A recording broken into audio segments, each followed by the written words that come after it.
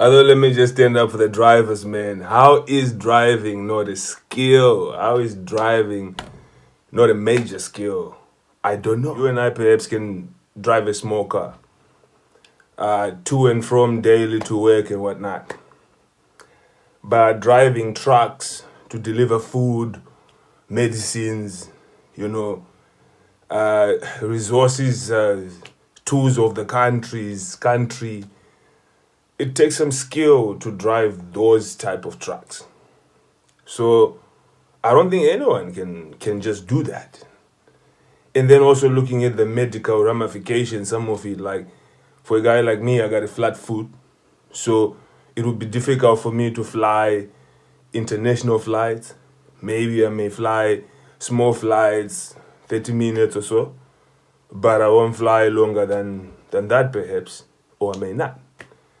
Joining the army will be a bit of an issue, long term, because the flat foot will cause problems if you stand for too long, the pain, or if you're standing on something for too long, the pain. So me, as I was at the university, actually, when I was doing sports, I went to a physio because I was having leg problems. Then I actually had to get orthotics. So orthotics is something that you put then in your shoes that will have like an arc, so that would like help you with the foot. Because if you train without that or do anything without that, it's major pain. So that is something that's real. So the food, who went into Pick and Pay today, into Spar today, and said, this meal, this coffee, this Coca-Cola, this everything I'm buying here, who delivered them here? Were they South African, were they Zimbabwean, were they Congolese, were they American? Nobody cares about that. They only care about going into the shop, seeing what they want to see there, picking it up, right? And we all assume that this food is all right here in South Africa, right? It's pegged here, labeled here, sold here, but it comes from different places. Ukraine, Russia, shortages of oil, sunflower oil, and some sort of wheat powders, whatnot, oil, We're crying here, Prices are skyrocketing.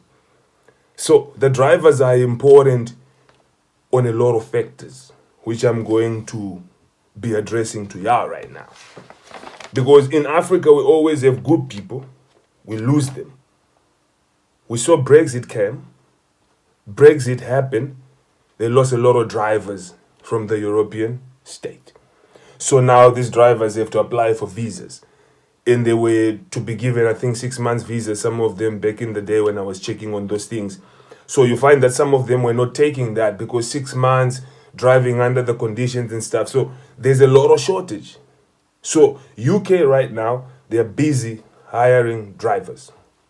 So here in South Africa, here in Africa, we're like, nah, these Africans must go, these drivers, it's not a skill.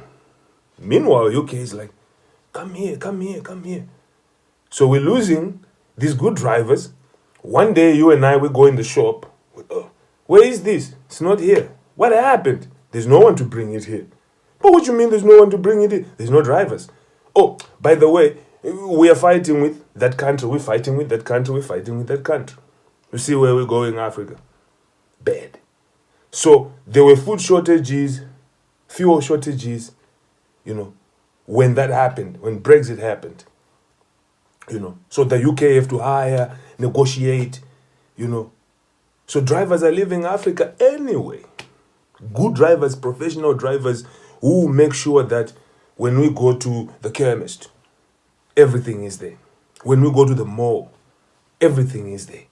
When we go to buy food, whatever you're thinking, when you go to the restaurant and sit fancy, everything that's there was delivered here, there, by somebody from somewhere. Some of that wood comes from different African countries. Some of the metal comes from different African countries. We're playing with fire that we may not be able to simmer down. So now, how is driving not a skill? A special skill. These guys are on the road 95% of their lives. They'll retire, some of them in their 60s, but you see, for an African driver, sometimes you don't retire. You die on the job. Focus longer driving. So your eyes has to be sharp. Your mental has to be in order. Your health has to be in order. You have to understand the road rules. The road rules and the truck rules. Because there's road rules in South Africa, there's road rules in Zim, in Ghana, in Botswana. These drivers, these truck drivers, they don't just operate where you're seeing them. And if you're saying you are that driver, these conditions are tough. You have to adapt to the technology in these cars. These cars are not like the old cars whereby you just 1, 2, 3, 4, 5, you go. No. There's so much technology in these trucks. You have to understand the technology, so you have to go and learn the technology in the trucks. So many people won't even... Truck driving, to be a truck driver ain't easy. Yeah. I told you, one of my brother-in-laws is actually a truck driver, professional one. And I know when he actually worked for Mainliner and those big guys, it took him months to even get that job. That's the skill of bringing in things, To drive trucks, you have to be healthy. Family will grow when you're driving these trucks on the road. The kids will they'll be born. You'll be lucky you're there. Maybe you're not there. The kid will be born. The kid will start to talk. The kid will do everything, and all you'll be just seeing is pictures. Sometimes those pictures will come after days because where you are, somewhere in whatever country, there's no signal. There is nothing there. So this life is not for everybody. No time for fun, no time for holidays. These guys, they come, they only have sometimes 2 days, sometimes they only have a week or 2, maybe because they're sick. So they have to go and seek medication there and there and there. So the type of holidays these guys get is actually like sick holidays sometimes. Because you are on the road 95% of your life. Cross-border difficulties.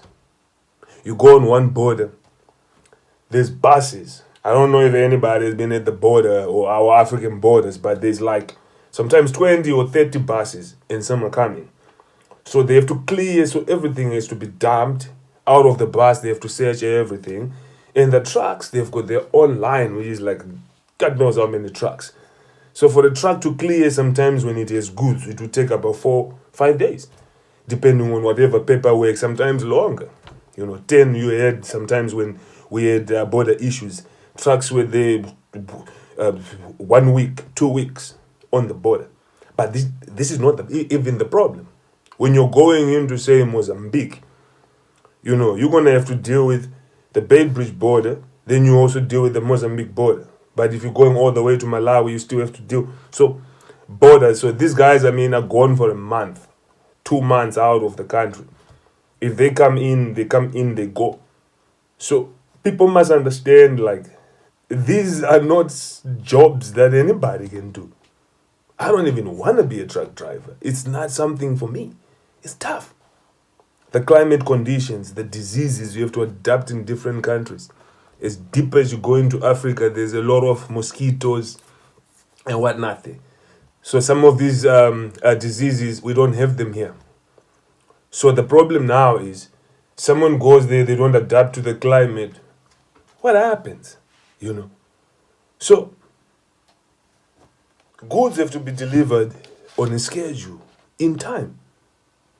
So South Africa needs Africa, as Africa needs South Africa. But now the problem is here, South African routes can be replaced. I think they're being replaced. Something about Mozambique. But even if it's not Mozambique, you see, if there's so much tensions, they will reroute things. Even if they will cost a bit of money. But they will finally do that. And when they do that, South African trucks will be stuck inside them. And sometimes we don't even know which is a South African truck, because some trucks are not even from South Africa. They are from other African countries. So at the end of the day, we may not even see trucks move here. So when we don't see trucks move here, eventually then people don't get what they need. So Africa, we further drive out our skills, and then we're going to make the next generation more dependent to whatever they have to depend on, and then they're going to suffer more. But is it about who delivers the goods, or its ability for all to acquire the goods when they are delivered? Zimbabwean driver or South African driver, does it matter to the consumer? You're eating in the restaurant. Which driver actually brought the steak here?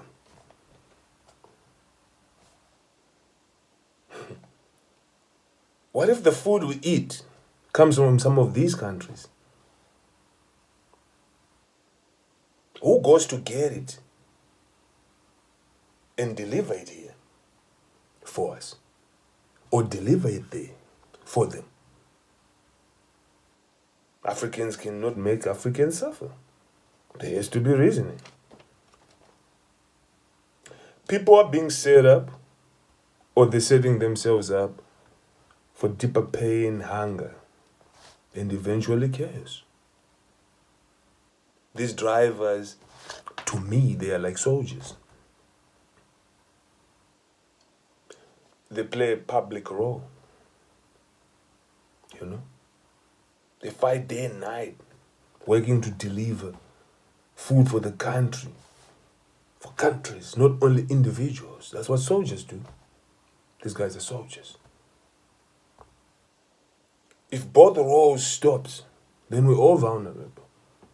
If the soldiers don't ensure we're safe while we enjoy our lives, if these truckers don't move to ensure they bring us all the goods that we enjoy, then we're vulnerable.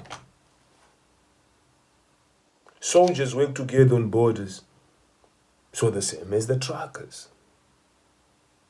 Border to border to border. It's a work in progress to deliver the goods. Sleep is a luxury for both of these classes. Soldiers and truck drivers, they don't sleep. Sleep with one eye open. Like our medical doctors. Internet engineers, energy, power engineers, bank operators. Anything that you need right now, those people don't sleep. The protection you need right now, those people don't sleep. They worry for you. So, this is a different type of a problem, because now someone will say it's not a skill. It's not a special skill.